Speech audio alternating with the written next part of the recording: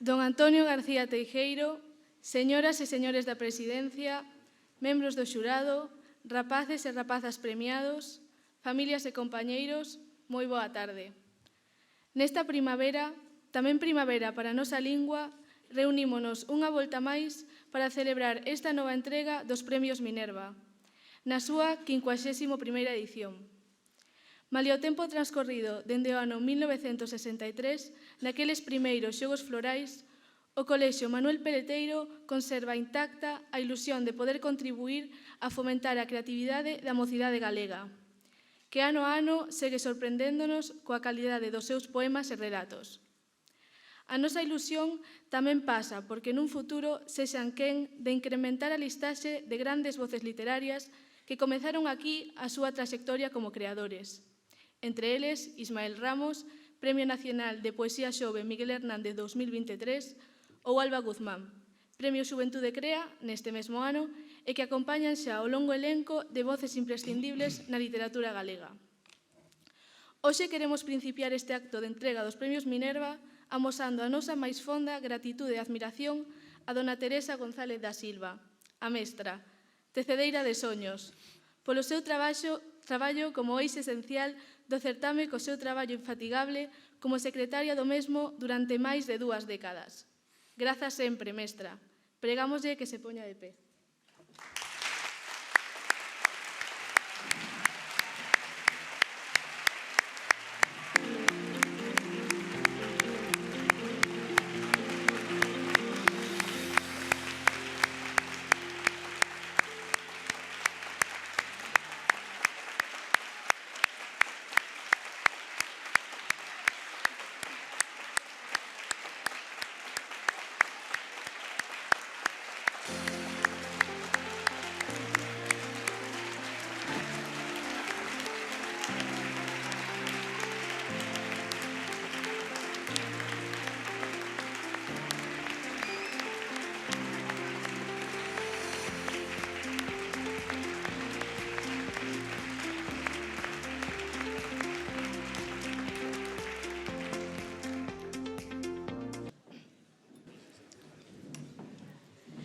Entre os mantedores que nos teñen honrado coa súa presenza, Cunqueiro, Filgueira Valverde, Carlos Casares, Uxío Novoneira, Manuel María, Yolanda Castaño, Méndez Ferrín ou Luz Pozo, entre un xa moi amplio abano de autores e autoras clave das nosas letras, temos a fortuna de sumar hoxe outra das grandes voces das nosas letras, don Antonio García Teijeiro. É imposible glosar brevemente a traxectoria literaria e a obra do poeta vigués Antonio García Teijeiro. Nunha entrevista con noso ben querido colaborador Armando Requeixo para o seu blog literario Criticalia, el mesmo definía o seu itinerario socioliterario dicindo: carraxe, lectura fonda, deixei de sentirme baleiro, literatura infanto-xuvenil, seguir escribindo poesía para os adultos, lectura, compromiso literario e social, compromiso cos cativos e cativas, animar os mestres a que introduzan a literatura nas aulas, lectura, máis lectura, abrir moitas portas aos lectores, poesía, poesía, poesía. Efectivamente, foi e é mestre, é poeta, é narrador, é ensaísta, pero tamén é, por riba de todo, mestre de mestres. Como mostra, se abrimos pola primeira páxina o seu imprescindible libro de 2009, A poesía necesaria, lectura e creación poética dentro da aula, publicado pola editorial Galaxia, ollaremos en fite unha fermosa imaxe da que é autor Rafael Alberti, con quen o noso mantedor gozou dunha fermosa amizade. Aquela imaxe de feitura máxica reza: a los maestros para que acerque la poesía a los niños, sobre a asignatura do xenio gaditano. Esta semella ser, en boa medida, a misión na que Antonio García Teijeiro non admite renuncias e así queda plasmado nos múltiples recoñecementos que recibiu ao longo da súa traxectoria. Entre outros, o Premio Nacional de Literatura Infantil e Xuvenil, que recibiu en 2017 polo seu libro Poema ao mar, ou a inclusión dos seus traballos nas listas IBI, case diría os Óscar da literatura infanto-xuvenil, o Premio Merlín ou o Premio Pier Paolo Bergerio, así como a tradución da súa obra a outras linguas. Sempre orgulloso da súa escrita para a rapazada, que, como afirmaba nunha recente entrevista para Atlántico Diario son os que teñen que rachar este xeo en torno á poesía, Antonio García Teijeiro reivindica a necesidade dese compromiso coa lingua, coa sensibilidade, coa música, en definitiva coa beleza. Porque, como diría o poeta de Duluth, aínda que o enterrador culpable suspire, o solitario organista chore, os saxos de prata digan que deberíamos rexeitala, as campás rachadas e os metais gastados sopren na nosa cara con desprezo, non é así, non nacimos para perdela. Toda unha honra poder contar hoxe coa súa presenza. Don Antonio, ten vostede a palabra.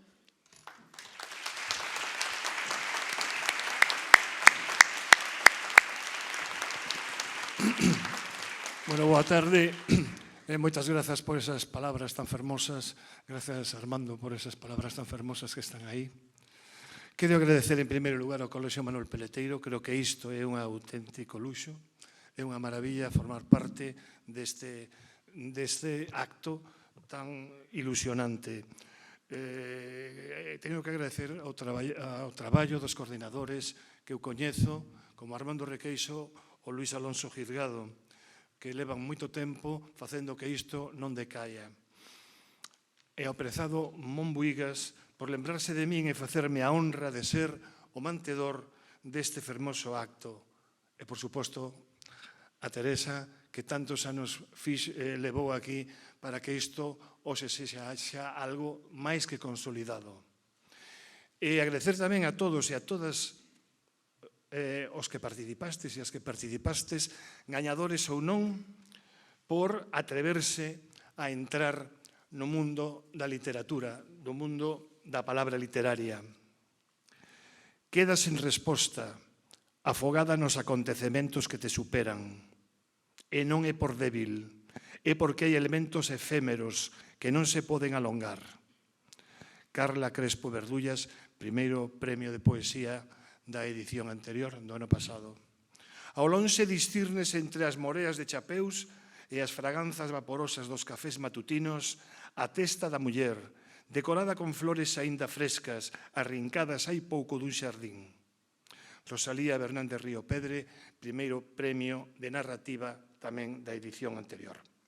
Así comezan os textos de poesía e narración gañadores da edición 50 dos Premios Literarios Minerva en 2022, cuxas autoras foron Carla Crespo Verdullas e Rosalía Bernández Río Pedre. É para min un orgullo nesta 51 edición ser o mantedor destes galardóns.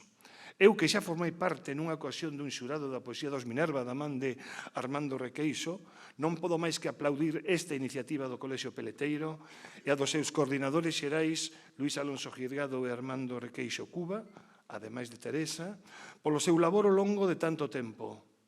Un labor, sen dúbida, moi brillante se temos en conta os escritores e escritoras que, premiados neste certame, xa voan alto polos ceos da nosa literatura. Caso, por exemplo, como se dixo, de Ismael Ramos, co Premio Nacional de Poesía Xove, Miguel Hernández, ou de Alba Guzmán, de 19 anos, que xa é unha autora con libros publicados. Valoro estes Minerva porque son unha ventá que airea a palabra literaria.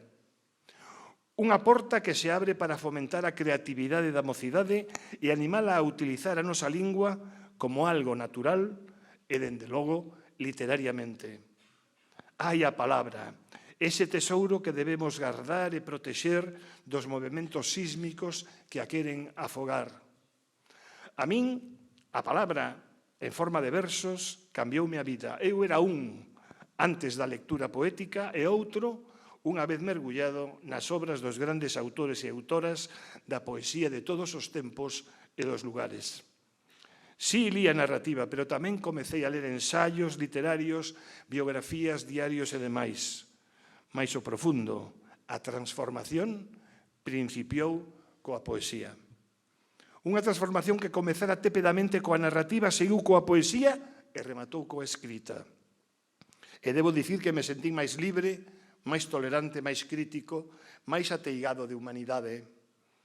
É o que posúe a maxia da lectura. Sen ler a fondo, non poderemos escribir ben. Isto debedes telo claro todos e todas aquelas que vos apaixona a aventura de escribir literatura.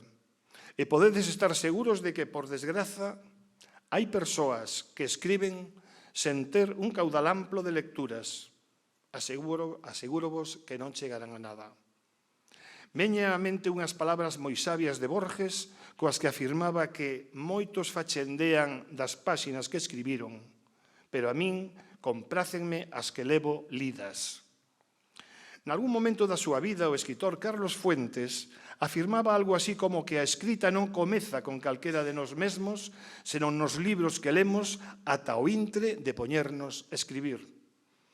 Non lle falta razón ao novelista mexicano, penso eu. Isto aconteceume a min. Cando sentín a necesidade de escribir, notei axiña que me faltaban ferramentas. Os meus escritos adolescentes eran berros de rabia, de ansias de liberdade, de saber quen era e o papel que desenvolvía nunha sociedade con demasiadas tebras que escurecían o meu día a día. Sí, eran iso e moito máis, pero non eran literatura. Por qué? Porque me faltaban lecturas.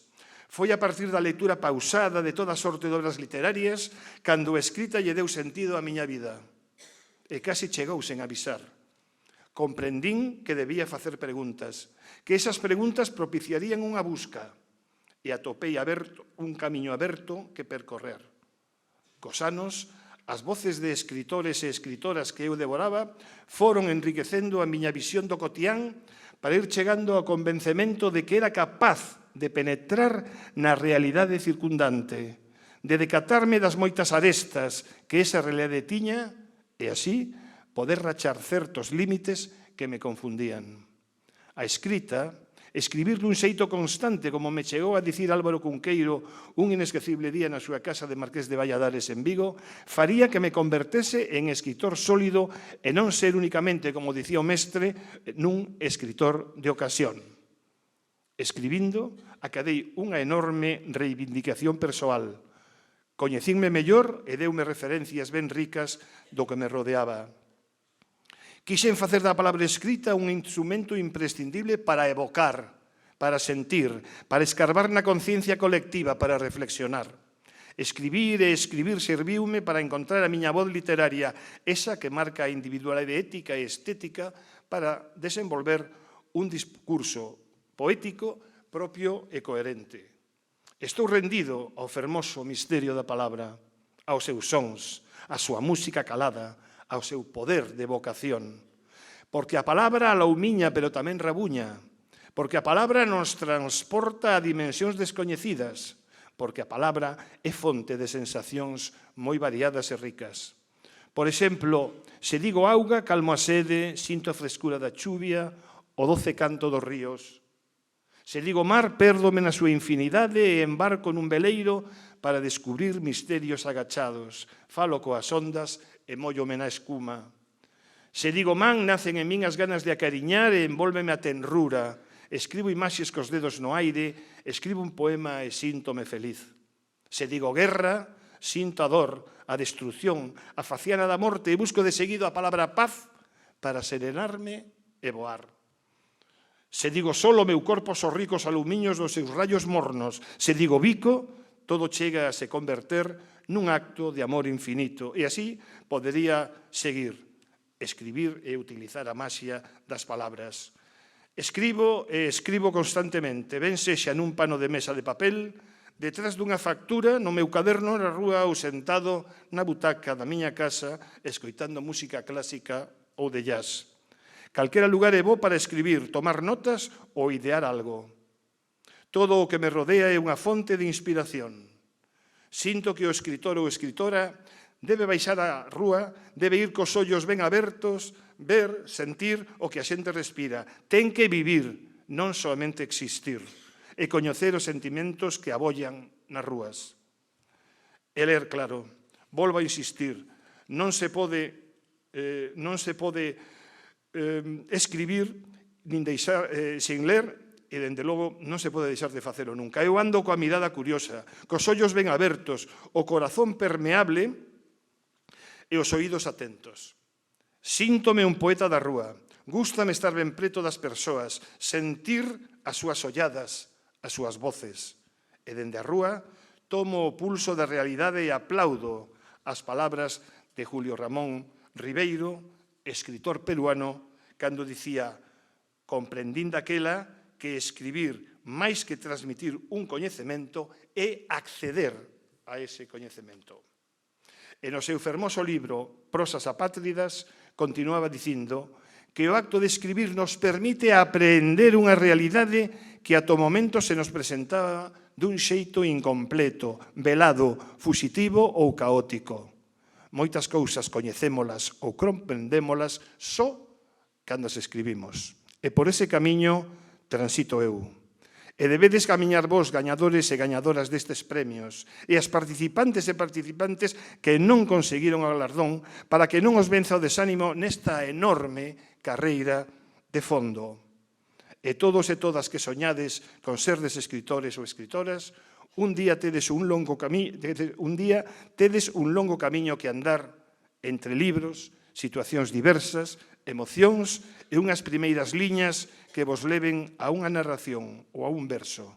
Paga a pena.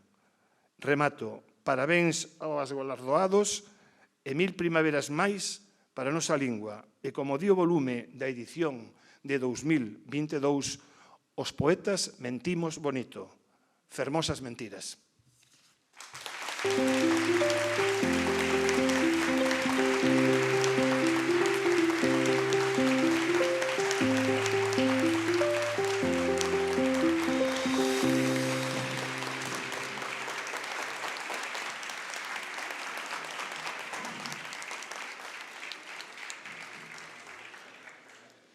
Toda unha honra poder contar hoxe coa súa presenza. Señor Mantedor, moitas grazas polas súas palabras. Neste momento procedemos á lectura da acta do xurado desta edición dos Premios Minerva, presidido na modalidade de narración por Armando Requeixo, que contou como vogais con Mercedes Corbillón, Monse Fajardo, Teresa González da Silva e Alba Guzmán. Na modalidade de poesía, o xurado estivo presidido por Luis Alonso Girgado, actuando como vogais Andrea Fernández Maneiro, Ismael Ramos, Marga Tojo e Xisela Fuciños. Reunido o xurado o día 9 de marzo, decidiu otorgar os seguintes premios. Os galardoados lerán un fragmento da súa obra. Prégase que non aplaudan ata que rematen a lectura. Moitas grazas. Na modalidade de narración, o xurado concedeu os seguintes premios. Terceiro accésit a Isabel Miragalla Dorado, de 15 anos, de cuarto da ESO do Colexio Franciscanos de Lugo. Polo seu traballo, Guíame Brisa.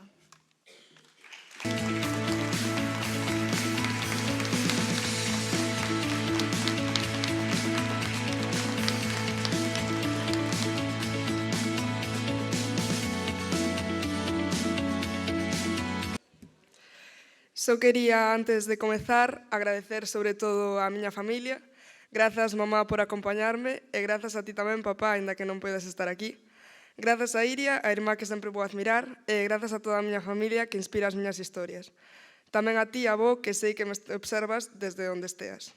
Grazas en especial a Raquel Miragalla, escritora e tamén a miña tía, que sempre me fixo amar a lectura, admirar e, sobre todo, respetar a escritura. Grazas tamén ao meu colexio, Franciscanos de Lugo, por brindarme a idea de participar. Mentres me alonxo da praia, que tantas veces nos recibiu cos brazos abertos, recordo os seus ollos desubicados pecharse lentamente e retumban na miña cabeza as súas letras de despedida.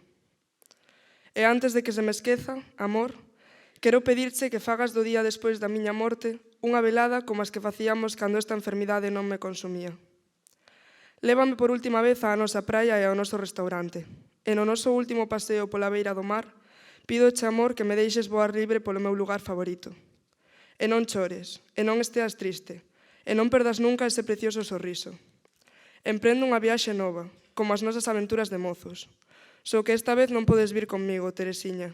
Tes que quedar aquí, vale? Tes que esperar ata que as engurras te consoman para poder vernos outra vez.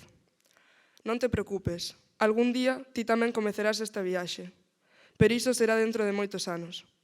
De momento, o único que che poido pedir é que esa mirada non se apague pensando en min, senón que se ilumine de alegría por todos estes anos. Vive feliz e, sobre todo, libre. E non penses que no meu corazón te esquezo. Ameite, ámote e non poderei deixar de facelo. Non te aferres ás miñas cinzas. Son só algo material para intentar enganarte e pensar que sigo contigo. a miña alma xa estará nun lugar mellor, vixiándote desde a máis bonita das estrelas cada noite. E pode que sí, que esteamos tolos, pero cando nos importou isto, meniña?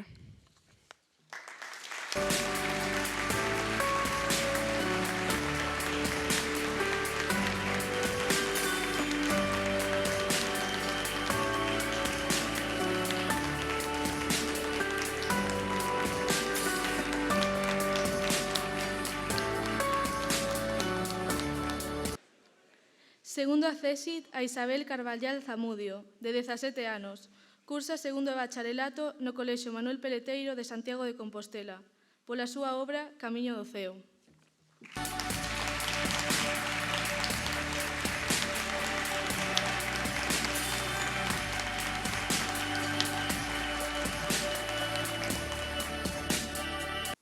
O bater das súas ás comezaba xa a debilitarse. Aínda non alcanzara a plenitude física esperada dun exemplar da súa idade, e a súa técnica á hora de voar era, canto menos, cuestionable. Pasaran exactamente 30 días ata que logrou reunir a coraxe para abandonar o niño en busca dun lugar no que pasar o cru inverno. Completamente só, indefenso e sen ter a mínima idea do que esperar da vida do exterior, emprendeu o voo, con certas dificultades, pero ningunha dúbida. Non debe ser difícil, pensou. Foran moitas as veces que observara a súa nai no momento do despegue. Primeiro, asomábase ao borde do niño. A continuación, xiraba a cabeza á esquerda e despois á dereita. Unha vez analizados os arredores, comenzaba a sacudir a súa plumaxe, levantando unha espesa nube de pó e follas. Recollía o seu tronco e inmediatamente o estiraba, asemellándose a un resorte.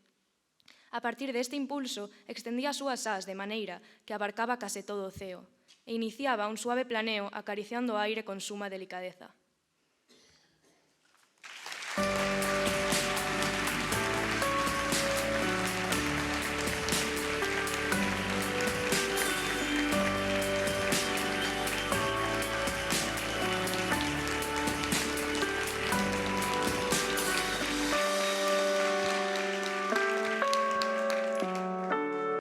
Primeiro accésit para Samuel López García, de 16 anos, alumno de primeiro de bacharelato do IES Eusebio da Guarda da Coruña, polo seu traballo Vivir Morto.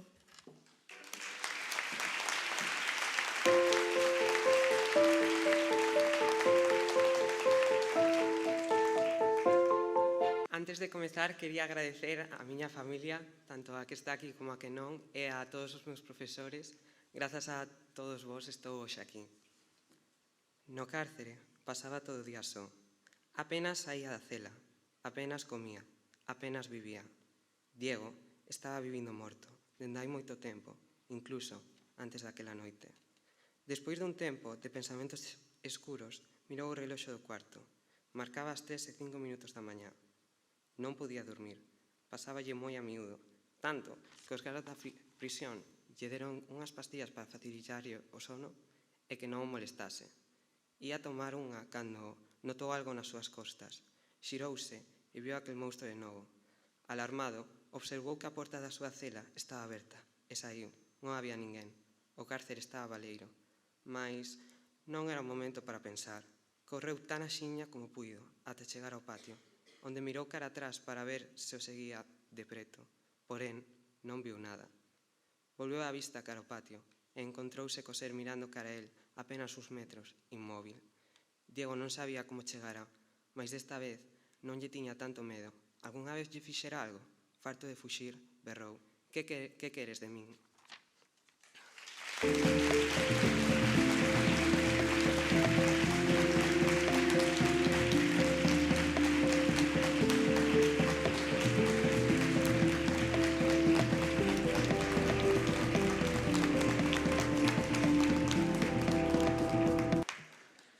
Terceiro premio para Marta Rodríguez González, de 17 anos, alumna de primeiro de bacharelato do IES Eusebio da Guarda da Coruña, pola súa narración titulada A Gran Tormenta, premio de 250 euros e medalla conmemorativa.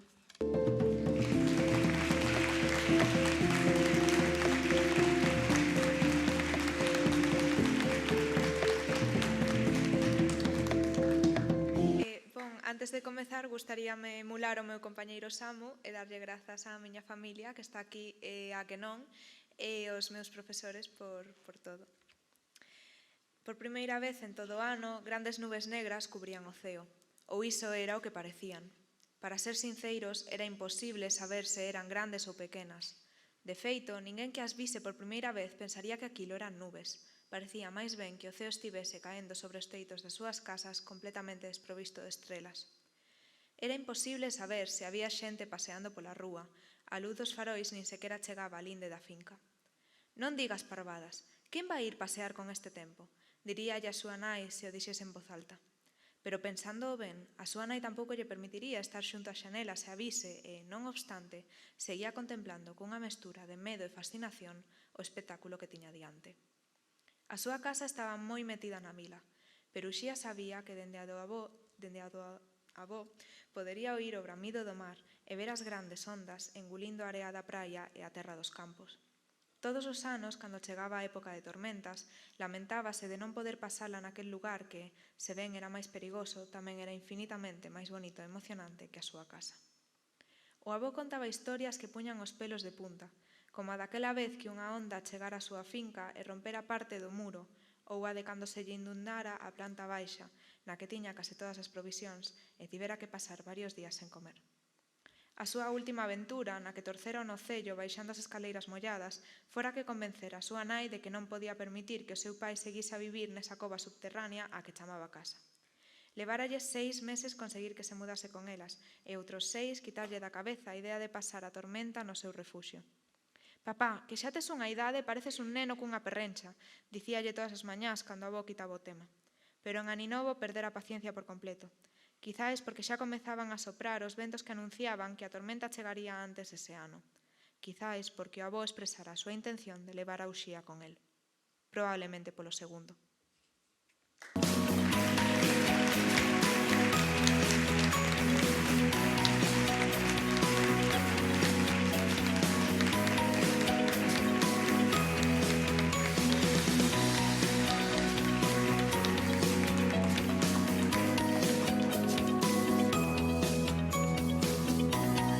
Segundo premio para Rosalía Bernárdez Riopedre, de 16 anos, alumna de primeiro de bacharelato do IES Leiras Pulpeiro de Lugo, pola súa obra Filos, premio de 400 euros e medalla conmemorativa.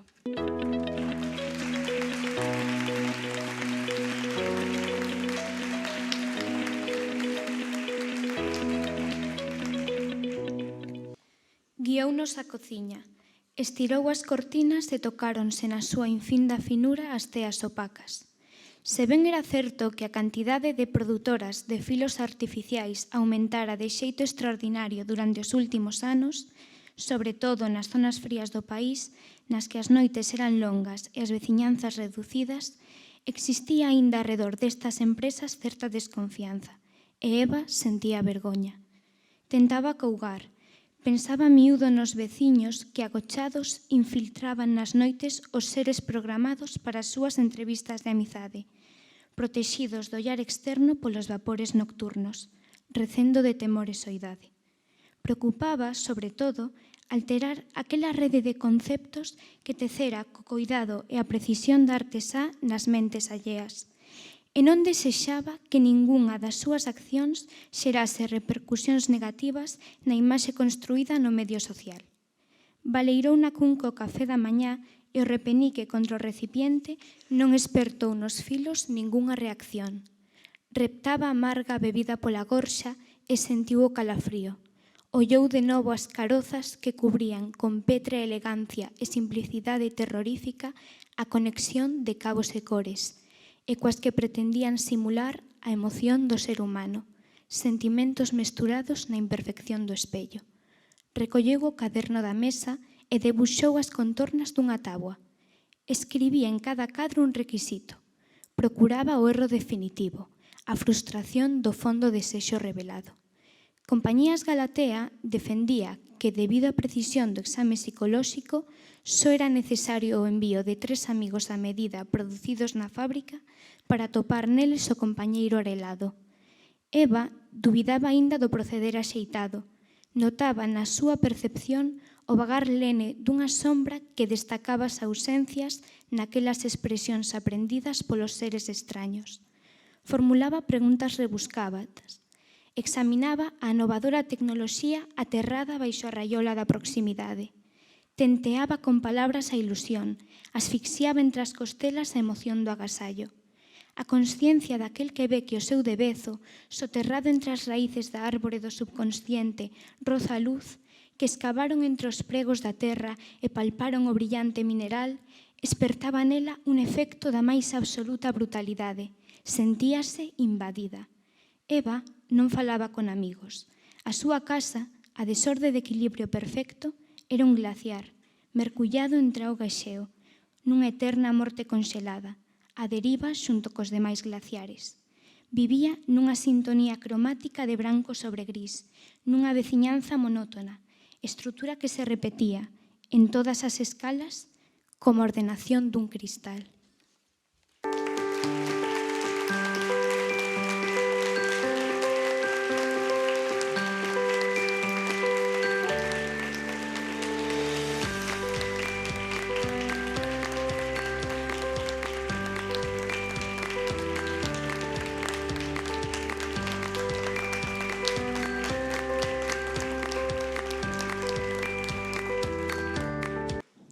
Primeiro premio para Lara Torea Suárez, de 15 anos, alumna de cuarto da ESO do IES Plurilingüe de Ames, polo seu relato Fase 3, premio de 750 euros e medalla conmemorativa do certame.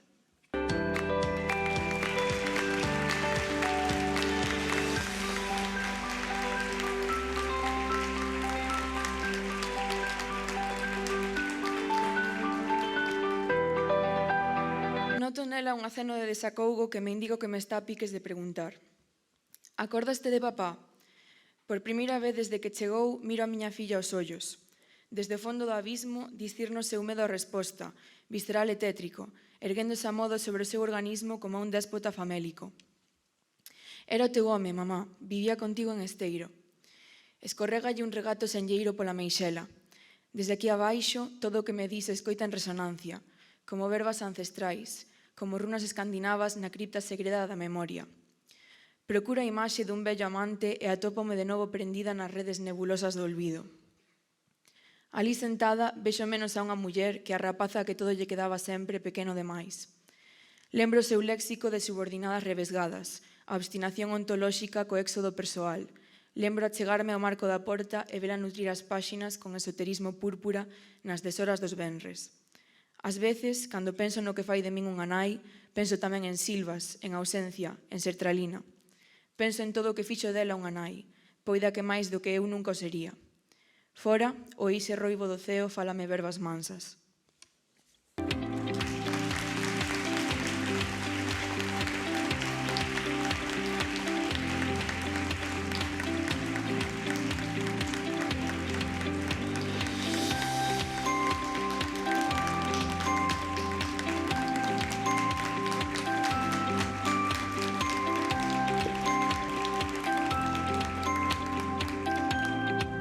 Na modalidade de poesía, o xurado outorgou os seguintes premios.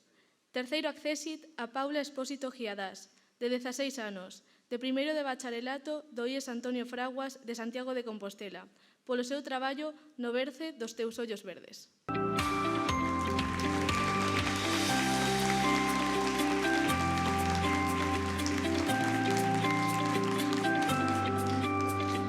En primeiro lugar, quero agradecer inmensamente o privilexio e a honra que é para min recibir este premio, e non só para min, xa que, botando a vista atrás, aínda podo recordar con nitidez a aquela nena pequena, esa que plasmaba no seu caderno os pensamentos que rondaban pola súa cabeza. Aquela que non creería que os sentimentos que collían as rendas do lápiz poderían chegar a acadar un premio do seu desafogo feito poesía.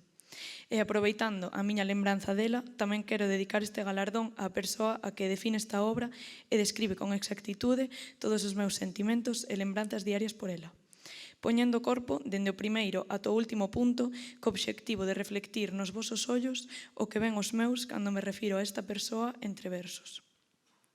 Esa persoa, meu avó, É o verdadeiro merecedor deste premio ao que pon título e fin, xa que é o dono desos ollos verdes que tanto sentín, sinto e sentirei como o verde que me abana.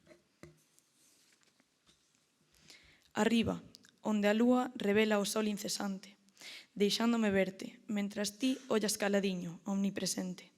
Como estabas ao carón da lareira na casa da aldea, o teu lugar de soños, que véndote alí convertíase no meu. E o carballo que aquela meniña plantou na leira inmortaliza o teu sentimento por estar ali, por estar na aldea. Por espertarse copiar dos paxaros e dormirse co zoar do vento, por ser a única que ten a chave para liberar o teu pensamento. Esvara outra bagulla que molla o papel e salpica, como a onda no cantil, como raiolos de sol entre o mar. A túa fragancia, presa no ambiente e intacta na roupa, son os aires dos meus días que traen a imaxe de volta.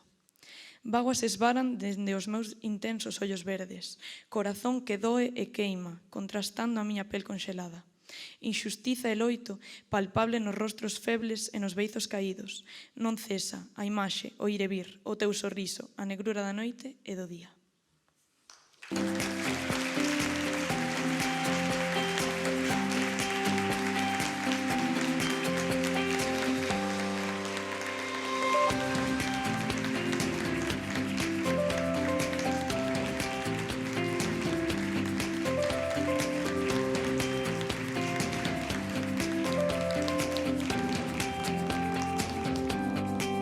Segundo accésit para Andrés Collantes Barros, de 17 anos, de segundo bacharelato do Colexio La Salle de Santiago de Compostela, polo seu traballo Porfía.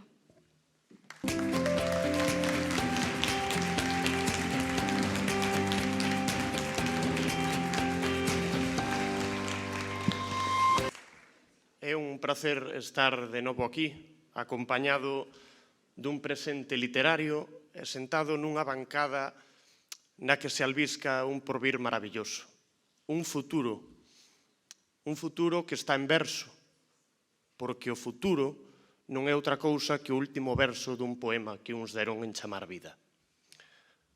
Néboa. Afogo aquí dentro no mundo das ideas e arden os pensamentos autodestructivos, combustible do delirio. O bafo na xanela. Quixera verme libre nesta noite finita, saír pola fiestra de noite e respirar o teu fresquío. Espido, envolto no fume que se mestura coa néboa. Expándese, ceibe.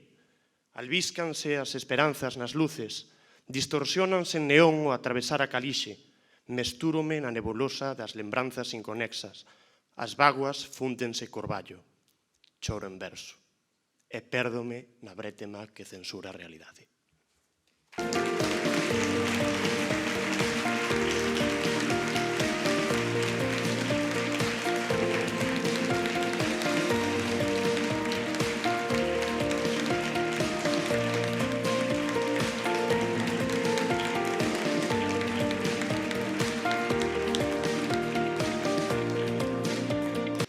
Primeiro accésit a Amalia Blanco Pose, de 16 anos, de primeiro bacharelato do IES Terra dos Sallas, pola súa obra Folgando en cinza.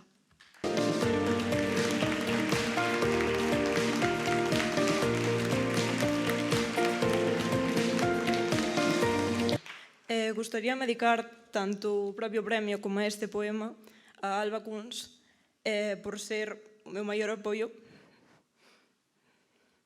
ademais de inspiración para moitas das miñas poesías.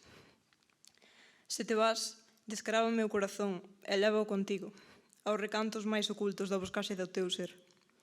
Se te vas, leva contigo miñas bagullas, xa que non terei seguranza de non afogar nas miñas augas. Se te vas, afinca a túa postura como ígnota, porque teus recordos acabarían desangrando o meu amor visceral. Se te vas, promete o teu retorno, xa que non tería maneira de atopar lectura nesta aurora.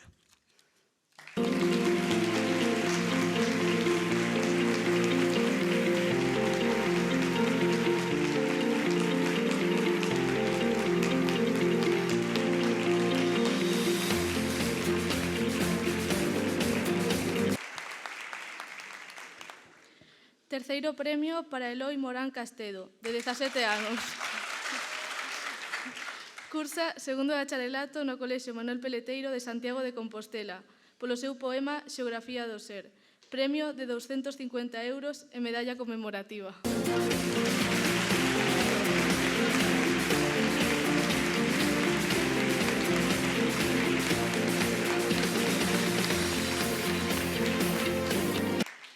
Boa tarde.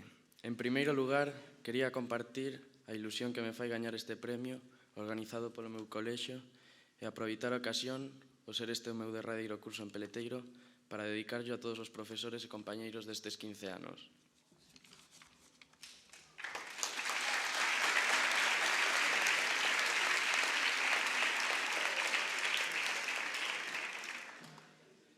Vomitaba escorbuto polos ollos e tiña toxos de marfil cravados na lingua.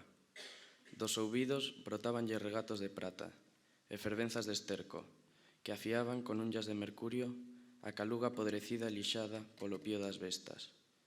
Pendíanlle dos beizos e nariz peites de lotite que asubiaban un requiem polo inerte e polas pedras de cor. Cobarde, arrincábase a funda de escamas e poñalla de bozo o can que non deixaba de chuchar, lento, suave, xogando os restos do amo.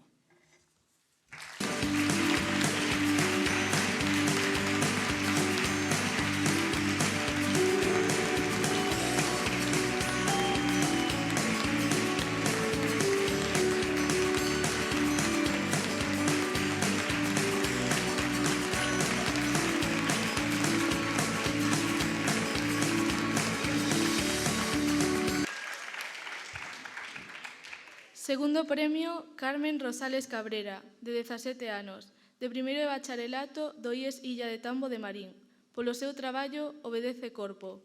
Premio de 400 euros e medalla conmemorativa.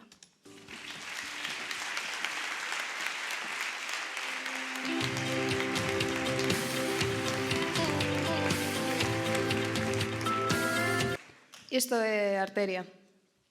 Noite pecha, escura de memoria, muscular das pegadas dos teus dedos, percorrendo a pel como formigas. No tórax, 800 bacalouras mortas, movendo as ás negruzcas, ouveantes.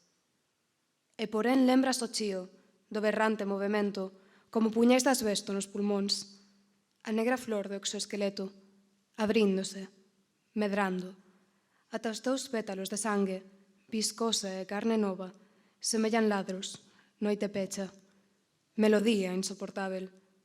Dime que adoeces máis, o ruído ou a presenza.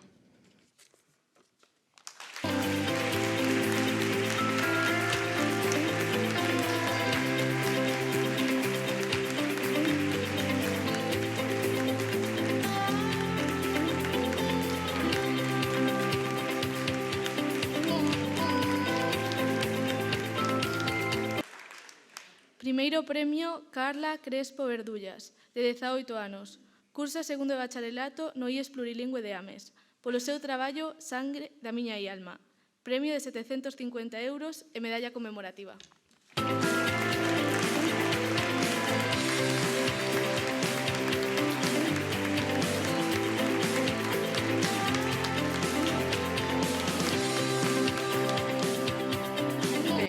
Primeiramente, dicir que é para min todo un placer volver aquí a recibir este galardón. Quero dedicar o premio á miña familia, en especial ao meu irmán, que apostou por min e me apoiou dende o minuto 1, e aos meus amigos, que son unha parte fundamental na miña vida. Tamén a miña profe de italiano, Carmen, e a de castelán, María Míguez. Antes de comezar a ler un dos poemas da miña triloxía, quería dicir unhas palabras. Centrándome na temática do conxunto, digamos que se pode levar tanto o tema da ansiedade como o dun trastorno alimenticio, por exemplo. Creo que todo o conxunto destaca por unha mensaxe aceda, cruda, digamos, non? Que leva consigo unha moita dor. Como dixo nunha ocasión don Antonio García Teijeiro, escribir é facer da palabra un instrumento imprescindible, tan válido para a evocación como para os sentimentos e as emocións, ou mesmo a denuncia.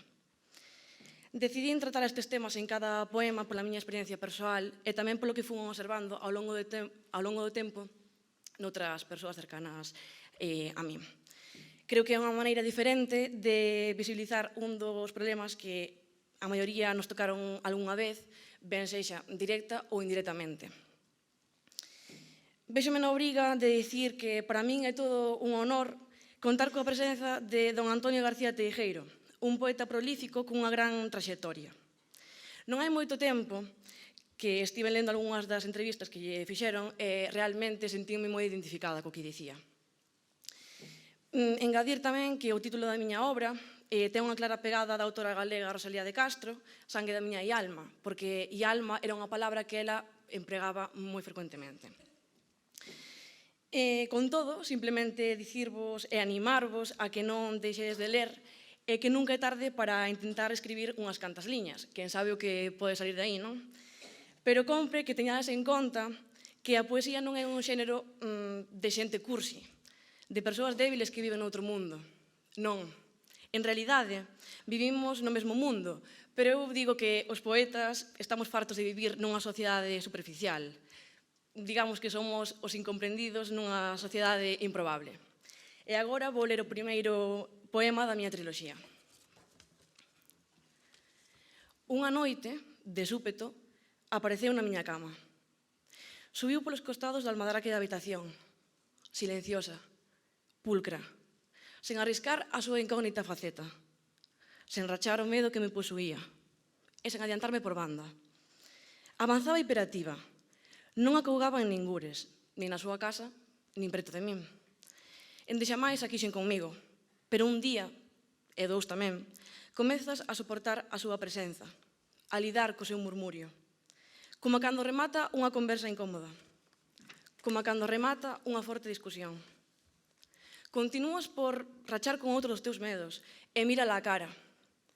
Despois de enfrontala, chegas a negociar con ela, como se fora un deses feirantes dos que che poden ofrecer algo interesante. Ela garímate e esnaquízate, como a unha drogadura. Ela quere quedar a vivir ao teu carón, quere que lle cedas todo o que tes, quere posuir o que non lle pertence. Vives nunha loita permanente. Agardas o desenlace, pero non te deixas redimir. O que nin ti nin eu sabíamos era que ela xa penetrara. Penetrara nos costados como o frío que trouxa neve en decembro, como unha migraña metida na túa caluga. E crees que chega algo semellante ao final. Pero estás equivocado, porque na fin do conto só seredes tal para cal. Só tedes unha relación velenosa, a mesma que ten o teu fígado con mezcal.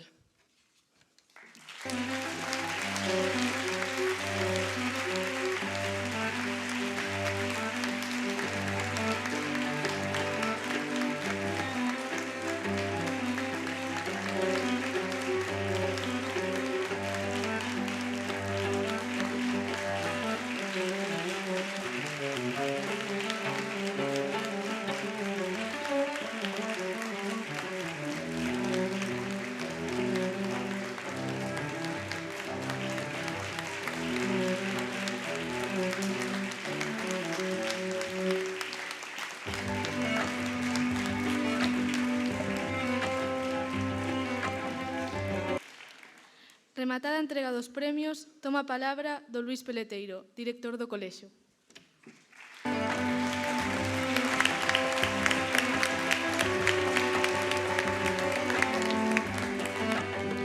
Boa tarde a todos. Moi brevemente, quero en primer lugar felicitar a todos os alumnos premiados polos seus traballos, pola súa ilusión e, sobre todo, agradecer a vosa participación. Con esa ilusión de escribir, facedes posible a continuidade destes premios que con tanta ilusión leva a cabo todo o profesorado de lingua galega e de lingua castelán deste centro. A eles tamén me quero referir agradecéndolle o seu esforzo e a súa continuidade para facer posible que, repito, despois de máis de 50 anos, os premios Minerva sigan existindo. Como non, quero tamén agradecer os xurados, o xurado de poesía, o xurado de narración, a todos os membros do xurado, e especialmente os membros permanentes e presidentes das súas modalidades, don Luís Alonso Girgado, e don Armando Requeixo. Moitas gracias. O mantenedor, don Antonio García Teijeiro, por ter a deferencia de vir a estar aquí hoxe con nós e polas palabras tan preciosas e agrimosas que pudemos escoitar. Moitísimas gracias. E tamén quero agradecer a presencia aquí das autoridades que nos acompañan. En primeiro lugar, Mercedes Rosón, concelleira de Cultura do Concello de Santiago, doña Goretti San Martín, concelleira do Bloque Nacionalista Galego, don José Antonio Constenla, concelleiro do Partido Popular, e don Borja Berea, diputado no Parlamento Galego e presidente do Partido Popular de Santiago. Dasa circunstancia de que Borja, antigo alumno do colexio, foi premio Minerva no ano 1998 por un traballo de poesía titulado Cousas. Dase esa curiosa casualidade. Moitas gracias a todos por a vosa presencia e para clausurar este acto toma a palabra a concelleira de Cultura, doña Mercedes Rosón.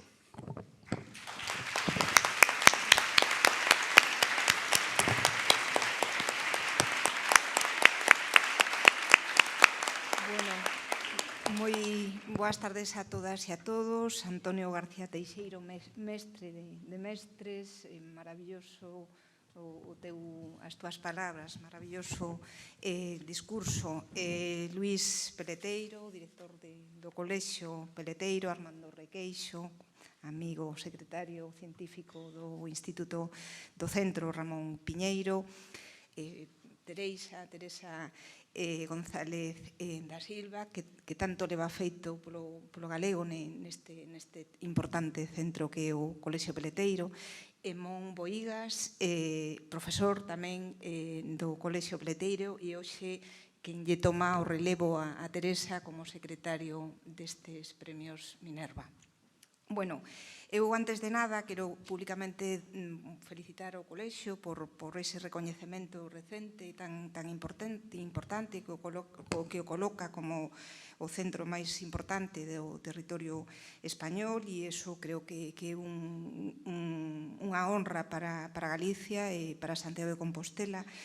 En segundo lugar, quero trasladarlles o agradecemento do noso Concello, do Concello de Santiago, e o meu propio, por convidarnos a este acto de entrega dos premios Minerva, que ten o aval de ser un dos premios dos certames literarios escolares máis lonxevos da historia de Galicia. Creouse, como sabedes, e como se dixo aquí, no ano 1963, da man do profesor Abuín de Tembra, que foi tamén, no seu momento, profesor meu, a quen lle gardo un recordo importante tamén na miña vida, e dende entón son unha referencia neste obxectivo común que é o de fomentar e poñer en valor o uso do noso idioma no ámbito educativo e contribuir á difusión e recoñecemento da literatura galega entre o alumnado de secundaria. Tamén quero recordar, porque da man de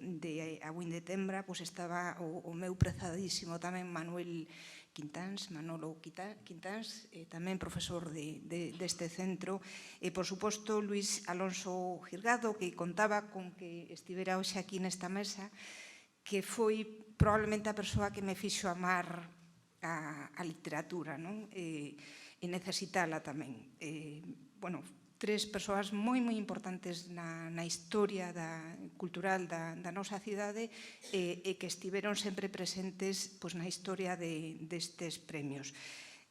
Por suposto, hoxe falábamos na presentación dos premios da gala que terá lugar o sábado día 14 ou 15, o sábado da semana próxima, de Follas Novas, o día 22, perdón, deste sábado non, do seguinte, e falábamos de que da gran saúde, da excelencia dos creadores e das creadoras galegas neste momento, da boa saúde da nosa creación. Eu creo que tamén o Premio Minerva os premios Minerva contribuíron a esa boa saúde. Antes falábamos de Ismael Ramos, que pois está con moi pouca idade pois na cumbre da literatura neste momento en España, e grazas pois tamén a participar en convocatorias en premios como estes. Dende logo, felicitar a todas, porque sodes moitas, sodes 9 de 12, todas as creadoras e os creadores, a todos os autores e autoras premiadas, e tamén a todo o alumnado participante, que sei que foi moito por escoller o noso idioma, a lingua galega, neste proceso de expresión creativa. As estruturas lingüísticas dun idioma marcan o noso xeito de pensar. As estruturas lingüísticas do galego son tan ricas, tan fermosas, que amosamos, creo que tanta empatía polo noso interlocutor, que paga a pena cultivalas e difundilas. Temos como exemplo textos de grandísimos autores, non fai falla nomear, dende Rosalía de Castro ata Álvaro Cunqueiro, que estivo presente, como antes se dixo tamén, nestes premios, como Carlos Casares, como Neira Vilas, por citar algúns deles. Eu tiven a fortuna tamén hai uns anos de colaborar nunha exposición que se montou no Colexio Peleteiro, celebrando os 50 anos de historia do centro, e tiven a oportunidade de traballar con un montón de fotografías, de publicacións, esas fotografías que relataban realmente un momento riquísimo da lingua galega a través de todos os seus protagonistas dese momento, dende Álvaro Cunqueiro ata Salvador García Bodaño, que xa sabedes que finou hai escasos meses, Carballo Calero, Tero Pedrallo, Carlos Casares, Uxío Novoneira, e aqueles rapaces noviños e rapazas noviñas, Darío Xoan Cabana, Xesús Raba de Paredes, Neira Cruz, Xavier Queipo, Suso de Toro, Ismael Ramos xa agora. Polo tanto, grazas por facernos partícipes unha vez máis deste acto, e outra vez moitísimos parabéns a todos os premiados e as premiadas, e como antes decía Antonio, longa vida a lingua e longa vida tamén os premios Minerva. Nada máis e moitas grazas.